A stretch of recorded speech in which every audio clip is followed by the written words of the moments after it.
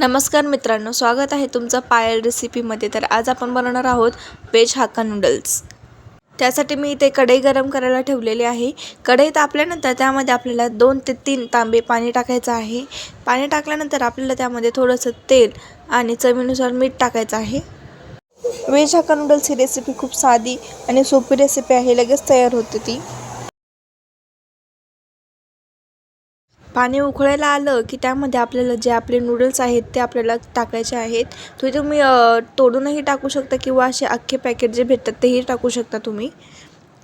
Noodles शिजायला जेमतेम आपल्याला 5 ते 7 मिनिटं लागतात।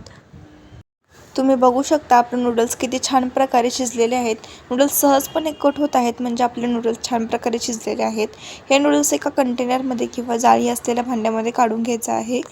त्यानंतर त्यामध्ये थंड पाणी ओतायचं आहे, जेणेकरून नूडल्स एकमेकांना चिपकणार नाही आणि सुटसुटीत राहतील। त्यामुळे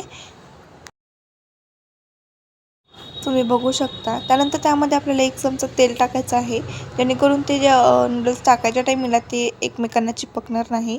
त्यानंतर इथे मी शिमला मिरची, कांदा, कोबी आणि गाजर घेतलेला आहे। सर्व भाज्यांना उभे कापून घ्यायचं आहे। त्यानंतर त्याच कढईमध्ये आपण 2 चमचे तेल टाकणार आहोत। तेल टाकल्यानंतर मी अद्रक आणि लसूण एकदम बारीक प्रकारे कट केलेले आहेत, ते आपल्याला टाकायचं आहे त्यामध्ये आणि थोडेसे परतून घ्यायचे आहेत। अद्रक आणि लसूणमुळे चायनीज पदार्थाला खूप छान प्रकारे सेंट मिळतो आणि खूप चवीलाही होतात। आपले अद्रक लसूण छान प्रकारे लाल झालेले आहेत। त्यानंतर त्यामध्ये आपण कट केलेल्या भाज्या टाकायच्या आहेत सर्व। तुम्हाला हवे असल्यास तुम्ही यामध्ये आणखी भाज्या ॲड करू शकता। भाज्यांना खूप असं फ्राय करून घ्यायचं नाही, थोडा त्यामध्ये क्रंचीपणा जो आहे तो राहिला पाहिजे। तुम्ही बघू शकता मी इथं भाज्यांना जास्त शिजवून घेतलेलं नाहीये। त्यानंतर मी इथे 1 चमचाभर ग्रीन चिली सॉस टाकणार आहे। त्यानंतर मी इथे रेड चिली सॉस ॲड करणार आहे, 1 चमचाभर एवढा। रेड चिली सॉस नंतर मी इथे 2 चमचे सोया सॉस ॲड करत आहे। तुम्हाला हवे असल्यास तुम्ही यामध्ये आणखी सॉसेस ॲड करू शकता। सध्या माझ्याकडे जे अवेलेबल होते तेच मी सॉस यामध्ये ॲड केलेले आहेत। सर्व सॉसेस आणि भाज्या मिक्स झाल्यानंतर यामध्ये मी चिंगचा हाक्का नूडल्स मसाला जो आहे तो घेतलेला आहे। हा पूर्ण पॅकेट टाकायचा आहे।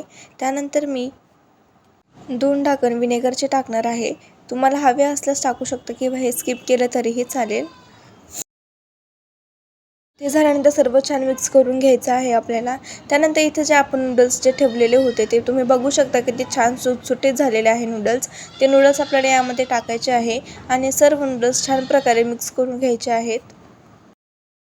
तुम्ही बघू शकता किती छान आणि सुटसुटीत असे आपले नूडल्स आहेत।